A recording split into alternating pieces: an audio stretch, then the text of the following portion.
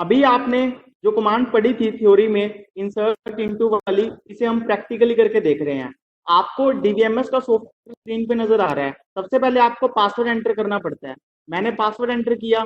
जैसे ही मैं password enter कर रहा हूँ, आप देख रहे हो लिखा आ गया welcome to MySQL minute. Means हम अपनी लैंग्वेज से कनेक्ट कर चुके हैं अपने डीबीएमएस सॉफ्टवेयर से। अब हमें सबसे पहले इंसर्ट इनटू टेबल वाली कमांड को चलाना है, लेकिन मैंने आपको बताया था कि सबसे पहले आपको अपने डाटाबेस को सिलेक्ट करना पड़ता है। जब भी आप सॉफ्टवेयर ओपन करते हो, आपको डाटाबेस को सिलेक्ट करना पड़ता है। अब वही वाली बात, आप इतने दिन से भूल चुके हो, आपको नहीं याद आ रहा कि हमने कौन से डाटाबेस बनाए थे और किस नाम से बनाए थे। अब आपकी मर्जी है, आप कह रहे हो नहीं सर इस बार तो हमें याद है कि हमारे डाटाबेस का नाम स्कूल है। याद है तो फिर आपको शो डाटाबेसेस लिखने की जरूरत नहीं है। आप सीधा लिखो यूज स्पेस स्कूल। जैसे ही आप लिखोगे, आपने लिखा और वहां पे लिखा आ गया डाटाबेस चेंज्ड। इसका मतलब है कि आपका जो डाटाबेस है वो अब सिलेक्ट हो चुका है। जैसे ही आपका डाटाबेस सिलेक्ट हो चुका है, उसके बाद अब आप क्या करोगे, अब आप अपनी टेबल में आपने रिकॉर्ड को इंसर्ट करना है। लेकिन मैंने आपको बताया था कि इसके अंदर जब भी आप इंसर्ट इनटू टेबल वाली कमांड चलाते हो, आपको अपने एट्रीब्यूट्स का ऑर्डर पता होना चाहिए कि आपने एट्रीब्यूट्स का जब टेबल का स्ट्रक्चर बनाया था उसमें एट्रीब्यूट्स किस ऑर्डर में बनाए थे। अब आप सर वो तो हमें याद ही नहीं है। मैंने आपको बताया था कि इसके लिए अब आपको अपने टेबल के स्ट्रक्चर को देखना पड़ेगा। अब बात आती है कि हम अपने टेबल के स्ट्रक्चर को कैसे देख सकते हैं। सबसे पहले तो आपको अपने टेबल का नाम पता होना चाहिए जिसमें आपने रिकॉर्ड इंसर्ट करना है। नाम को देखने के लिए आप शो टेबल्स लिखोगे। जैसे ही आपने शो टेबल्स लिखा, इसने आपको दिखा दिया कि जो टेबल्स इन स्कूल है उसमें मीन स्कूल डाटाबेस में स्टूडेंट नाम का टेबल प्रेजेंट है। अब बात आती है, अब हमें स्टूडेंट नाम का जो टेबल है इसमें 4 रिकॉर्ड इंसर्ट करने हैं। बट मैंने आपको बताया ना कि आपको एट्रीब्यूट्स का ऑर्डर पता होना चाहिए। अब बात आती है आपको एट्रीब्यूट्स का ऑर्डर नहीं याद आ रहा, तो पहले आप अपने स्टूडेंट टेबल के स्ट्रक्चर को देख लो। उसके लिए आप लिखोगे डिस्क्राइब आपके टेबल का नाम स्टूडेंट। मैंने लिख दिया स्टूडेंट।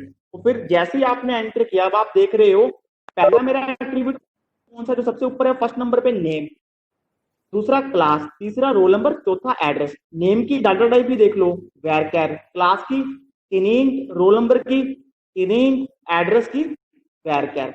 अब आपको पता लग गया फर्स्ट एट्रीब्यूट आपका नेम है। आप रिकॉर्ड 1 बाय 1 करके इंसर्ट कर सकते हो। सबसे पहले मैं आपको फर्स्ट रिकॉर्ड को एंटर करना सिखाता हूँ।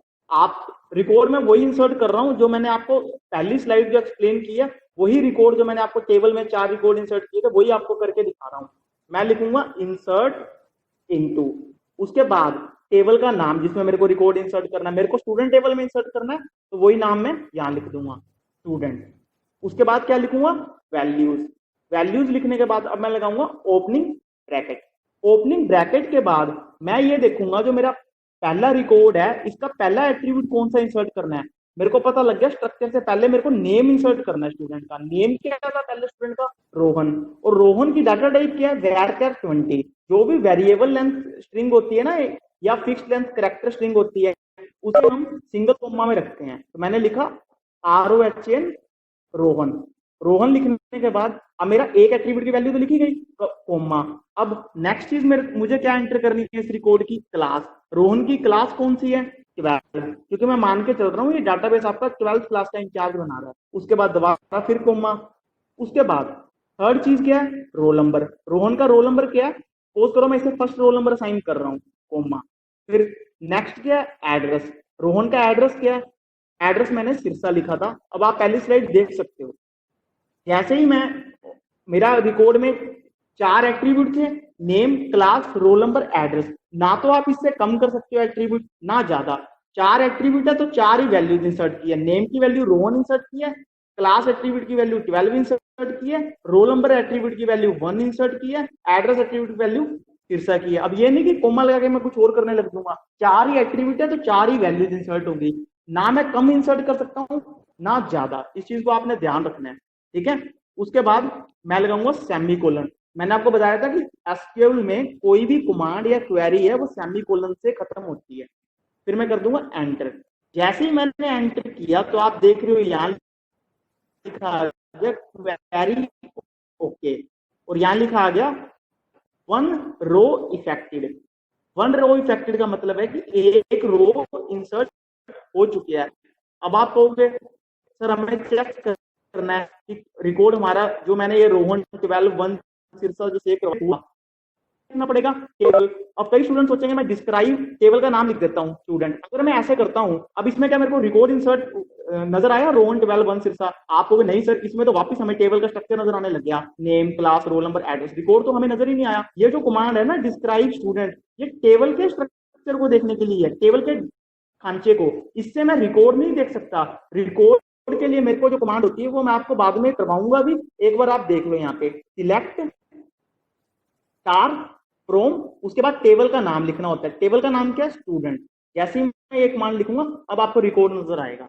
ये कमांड मैं आपको करवाऊंगा, इसकी आपको टेंशन नहीं लेनी, बस आप समझ लो कि ये कमांड होती है सिलेक्ट स्टार फ्रॉम स्टूडेंट। जैसे ही मैंने लिखा तो टेबल, अब ये टेबल में जो भी रिकॉर्ड इंसर्ट है या टप्पल्स इंसर्ट है या रोज इंसर्ट है उनको शो कर देगा। देखो नेम के नीचे क्या आ गया? रोहन। क्लास के नीचे क्या आ गया? 12। रोल नंबर के नीचे क्या आ गया? 1। एड्रेस के नीचे क्या आ गया? सिरसा। और क्या लिखा गया? 1 रो इन सेट, क्योंकि मैंने अभी एक ही रो इंसर्ट करवाई है ना, हमें टोटल 4 रो इंसर्ट करवानी थी प्रैक्टिस के लिए। अब मैं क्या करता हूँ, दूसरी रो इंसर्ट करवा लेता हूँ। दूसरी रो इंसर्ट करने के लिए वही कमांड इंसर्ट इनटू, टेबल का नाम क्या है? स्टूडेंट, उसके बाद वैल्यूज, उसके बाद ओपनिंग ब्रैकेट। अब वही बात, फर्स्ट एट्रीब्यूट कौन सा? नेम। अब मेरे को पहले नेम की वैल्यू लिखनी है। दूसरे स्टूडेंट का नाम क्या था? करण।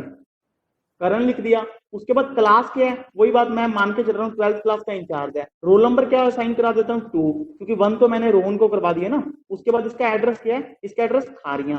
अब खारियां को मैं सिंगल कोमा में क्यों रख रहा हूँ? क्योंकि एड्रेस की डाटा टाइप आपने varchar 20 लिखी, ठीक है ना। मैंने लिख दिया खारियां। जैसे मैंने खारियां लिखा उसके बाद मेरा 4 एट्रीब्यूट से 4 वैल्यूज मैंने इंसर्ट इसमें कर दी। अब मैं सेमीकोलन लगाऊंगा। जैसे ही मैंने सेमीकोलन लगाया लिखा आ गया क्वेरी ओके 1 रो इफेक्टेड। इसका मतलब एक रो मेरी और इंसर्ट हो चुकी है। इसका मतलब ये नहीं कि एक ही रो टोटल है, एक रो और इंसर्ट हो चुकी है। और वही बात आती है, आप कहोगे सर हमें चेक करना है वाकई में करंट की क्लास 12 रोल नंबर 2 और एड्रेस खालियां रिकॉर्ड हुआ है या नहीं हुआ। इसके लिए आप क्या लिखोगे? सिलेक्ट स्टार फ्रॉम टेबल का नाम। टेबल का क्या नाम है? स्टूडेंट।